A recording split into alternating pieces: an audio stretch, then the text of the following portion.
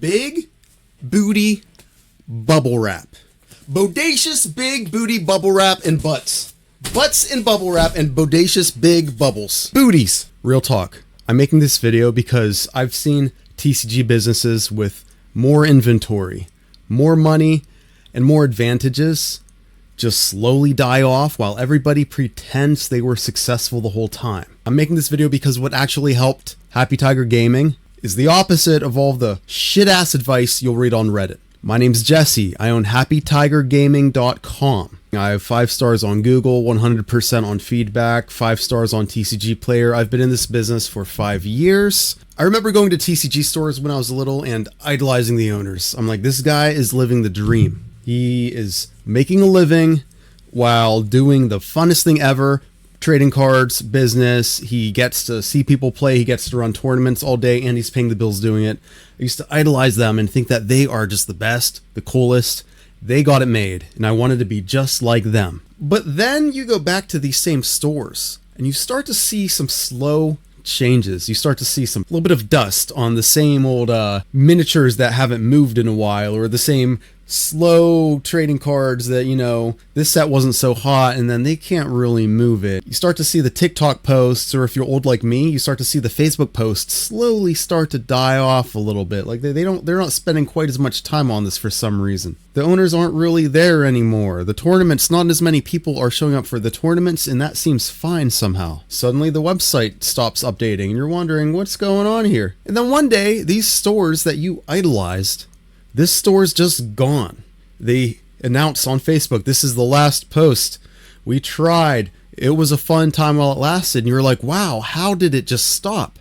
Then you actually talk to the owner, and it's like, oh, these 10 years of this guy starting out with all of the advantages, these 10 years was just loans and him working a full-time job to support this side hobby where he, yes, had a store, but he was never really profitable. He never actually scaled. He just owed money the whole time until he was sick of working 70 hours a week. And the secret is that most of these guys can't handle when TCG goes down a little bit, when the market prices are lower than the distribution costs, which happens, by the way. And that's the secret, is that these guys have never solved that problem. These guys leased a building without ever solving this basic issue. When you owe $1,500 a month for a lease, do you think it's now easier to make money when TCG Player charges less than your distro? No, that shit is hard.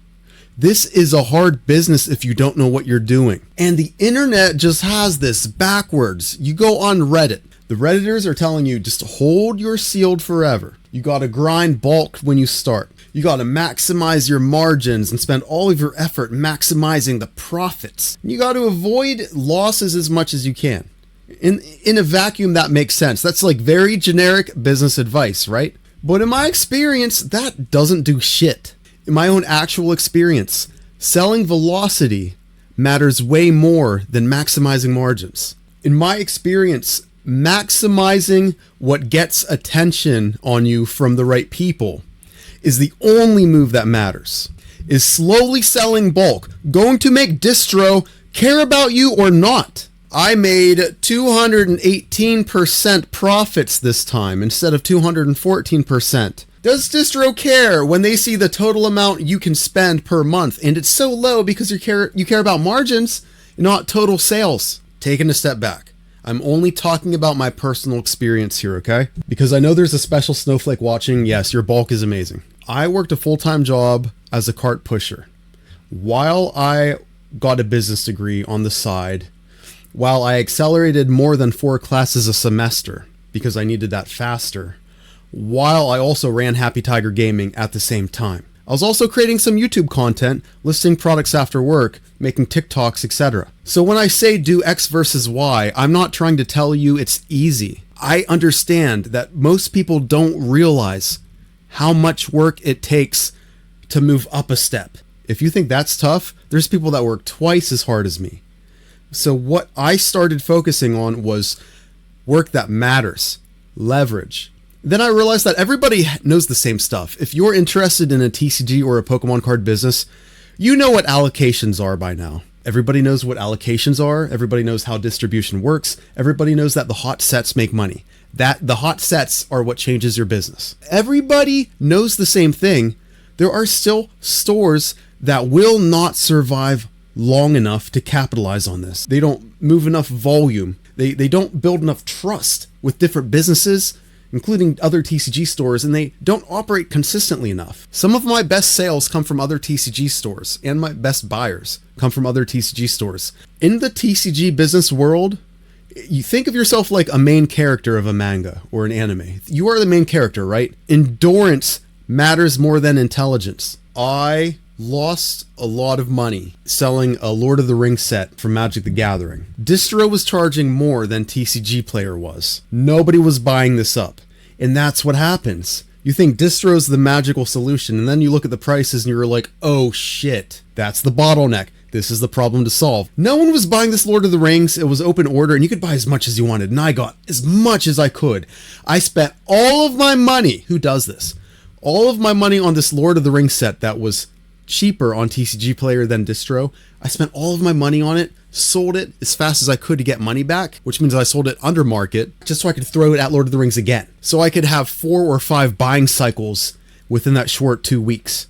5 buying cycles in 2 weeks where 100% of my money got it, sold it all, got my money back. 100% of my money, which is now less, bought more to lose money. 100% of my money a third cycle. No one does this. Everybody I told this to laughed in my face. They didn't have the long-term vision. They said, don't buy when distro prices are terrible. It doesn't make any sense. And the funny part is there are times when this is obviously true. I'm not going to buy My Little Pony trading cards because it will only lose me money and it's never going to make sense. But there are times when certain sets are going to come out and you can forecast a hype set that's coming out, and then this set is this much money and it's worth it to take a strategic loss. And it's kind of confusing. Between everybody calling me stupid, I knew that the next set was Final Fantasy and that allocations weren't locked in, but they were about to be. And I know what distro looked at. All of these buyers that only buy the hot products, none of them actually helped me out.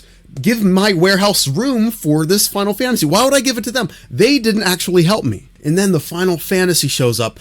Guess who gets more allocations than he's ever gotten before in his life from the Final Fantasy set? Happy Tiger Gaming.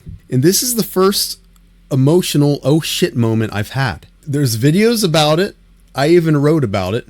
So this is called opportunity cost. And I wrote about this. I wrote about how if I burn $100 to sell a $1,000 case, it counts as $1,000 spent in the system. That unlocks more allocations later on. $100 is the cost of that opportunity. And then on the Spider-Man set, it's a 2.7 times revenue to burn ratio. On Avatar, it's 1.9 times. On Lorwyn, it's 1.1 times. So I basically spent 5 times more money than I even had by having a fast sell-through rate with this shit-ass Lord of the Rings set, that I got Final Fantasy allocations basically 5 times more than I should have. Plus the bonus of me selling a shit set that made distro happy. And I'm watching the same people. Okay, now I have $4,000 of bulk sitting in this room. Next month, now I have $4,800 of bulk. Where's the cap? Where's the bottleneck? Is the bottleneck time? There's people out there telling you to optimize your precious time to feel productive. Now, selling bulk has gotten a lot better lately, but back then, you're sorting bulk for 9 hours, just sorting it. People sort bulk. They spend their time on Reddit debating online. They're tweaking spreadsheets. They're worrying about penny arbitrage, bro. They don't have sales. Now, what actually grows a real business? Supplier relations, having the right audience, having systems in place, having consistency. Are you going to get a big business-to-business buyer who wants to buy 10 cases if all of your customers that you're building in your little list are buying 3 little, trainer cards because it's about to rotate out? Are you building the buyers that actually move your business? The avatar, they call this in marketing. Who's the avatar of your business? Who do you want to reach out to you? Do you want the brokest people ever to reach out to you? Or do you want people that want to buy cases and cases and cases at once to reach out to you? Join my Discord before I forget. It's going to be the first comment and it's going to be pinned. So my website gets thousands of views a month. And my conversion rate is under 1%. That means out of every 100 people that visit my website, less than 1% of people, and it's honestly less than 0.5% of people, buy anything from me. Yet my average order value is over 500 bucks. Are you going to get that flipping bulk? The reason why so few people buy from me is because I just don't have the product. That is the primary constraint that I'm dealing with right now. And when you find that constraint in your business, I said in my last video, you have to put your effort there. Throw effort where it actually moves the needle, because I want the needle to be moved. That's my goal, moving the needle for my business. Anyway, I'm bringing up the website thing because most people have a marketing problem. My YouTube sucks. 300 subscribers, thank you guys. Discord's going to be bumping soon, but my YouTube sucks. There's people that have worse production, worse things to talk about, and they have 100 times the subscribers. It is what it is, right? It's my problem and it's my fault. But most people have a marketing problem. I get the views. I get the people begging to buy stuff. So I have an inventory problem. This is a powerful business realization. Maximizing the profit is perfect for if you're just starting out, you're getting your feet wet, you need sales, you need 5 stars. I agree. That's not going to make a strong business. I don't believe so. Tiny volume and having to hold thousands of dollars in bulk that won't move. So if you are going to do bulk, the bulk that doesn't sell, at least please find an exit strategy. That dead inventory is never going to help you. It's never going to help your business. That's money that is permanently gone until you do something with it. It's just collecting dust. You need all of the dollars you have helping you, because it sucks and it's hard out here. The smart sellers are making high profits, and they talk about how much profits they made. It's like, I made like $70 profit this week. That's a badass week. That actually can buy lunch. That's awesome. But that's not going to move the needle. Distro doesn't give a shit about how much profit you made. Distro cares how much money you can spend over and over and over again, because that's what helps them. So for me, I take that to the extreme personally. Aggressive movement in my TCG business. I want cash flow. I want distro leverage. I will sell everything at a loss so I can get that dollar bill back. I want those soldiers back so I can try again. I don't care how many mistakes I make. Give me my soldiers back. You're happier because I sold at a loss. You got a better deal. Give me my money back so I can buy more stuff now.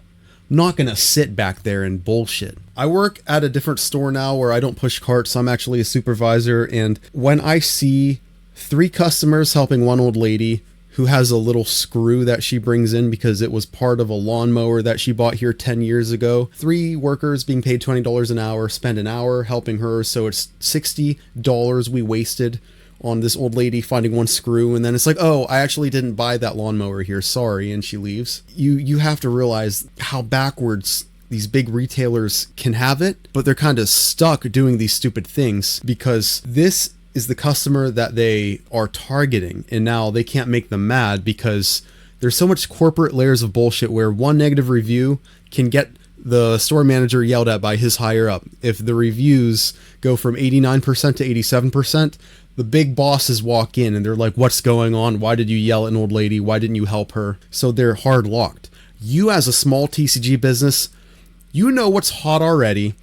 You don't have to sell to people you don't like because it's so hard to get cards. You have the advantage here, and you don't need to worry about a lot of this bullshit that big stores have to worry about. So take advantage of your flexibility and your ability to adapt and do whatever you need to do. But also, you can learn from these big stores because systems really matter. If you know how to print a label out for shipping, do it the same way over and over again because you'll get faster at it until you find a faster way. So the Redditors that give shit-ass advice for TCG businesses, they basically think what you're asking for is, how do I have a profitable hobby? This ain't that. How do I have an easy flip? This ain't that. How do I have validation from my daddy and mommy? Well, if that's what you want, do your thing, but this ain't that for me. What they are not telling you how to run a TCG business and grow it.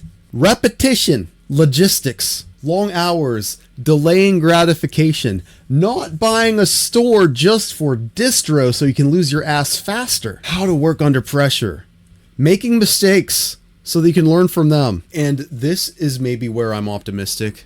And again, this is all from my personal experience. If you stay your course, as Rudy from Alpha Investment says, stay the course. He's more investing. He gives investing advice. But if you stay your course, your willingness to work eventually becomes visible by the people that matter.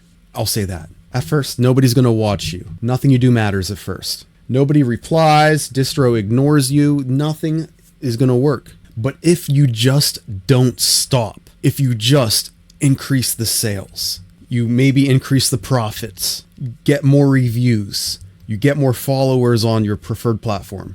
if you just put one foot in front of the other and don't stop, the boring, unsexy work keeps happening. Suddenly, replies don't take as long. Suppliers might answer you and say no instead of completely ignoring you. As long as you didn't burn the bridge beforehand by begging, customers start to trust you a little bit. In The Art of War, there's a quote. It basically says, opportunities multiply as they are seized. The way I say this is opportunities stack. What I'm trying to say is, if I wasn't too negative earlier, there is hope. And let me tell you, this is bigger than cardboard. Once you make a few mistakes and learn from them, you're ahead of the people that made mistakes and never learned from them. So don't be afraid of making mistakes in your TCG business. Just put one foot in front of the other. Every time you make a mistake, learn from it. Don't worry about the advice on Reddit. It's good to get advice from people, but people who've actually done the thing. That's what matters. And there are different paths. You know, you can take one path up the mountain or another path. Some might be harder, but you might be more equipped to go up this side. It all depends on you, brother. There is no reason in hell why a small online seller like me should have distro and have the distro rep adding Pokemon to his cart for him in the 5-figure range. Not that I'm going to get allocated 5 figures, I promise you I'm not, but there is no logical reason. There's not one person on Reddit who would say that that's even possible. But there are literally paths out there that clearly you can take to get this. You talk to store owners. How much money are you actually making? They probably won't tell you, right? Or they'll talk about total sales and not profit. They won't talk about the electricity bill or the toilet that hasn't been fixed in 2 years. You know what I mean? It's when a store has dusty product. Like, how long has it been since you've been in this area of your own damn store to have dust on something? Most of these guys, that's how little they pay attention to their own finances, their own social media, their own customers, what the customers are saying, what sets are going to be hot. They'll just go on Reddit and argue with people. It really is laughable how easy it is to win when you think of who you're competing against. There's some big tigers out there destroying everybody, and everybody else is just a little guppy in the pond, right? If a TCG business is something you want to do, if you're a hobbyist, if you play games, or maybe you sell something else, or you're selling during hype cycles and you're wondering, can I make this a full-time gig? Does it make sense to sell when it is harder? Or should I jump to something else, Labebes, whatever? Can this really be a thing? It is if you want it to be. But if this is something you want long term, I can't tell you how to become rich. I can't tell you how to become a millionaire in this TCG business. I can't tell you how to become a mogul. I can't tell you how to run a shop. I don't run a shop. My stuff's all online. What I can tell you is, in my little lane of selling online, I'm going to see where I am compared to other people. And I get a feeling I'm probably farther ahead of the game than a lot of people would think I am. As I move forward with my business and as I start to take over the space just a little bit, one tiger bite at a time, I start to realize it's just laughable how easy it is to beat some of these people that you have idolized for so long. It's just so easy. All you have to do is not stop. That's all my opinion, of course. If I'm wrong, let me know in the comments. Join the Discord, the link is in the comments, and please subscribe. Give me more than 300 subscribers. Watch a TCG business grow, baby. Let's do it. Let's get this somewhere. The community is going to be fun. Have a good day. See you later.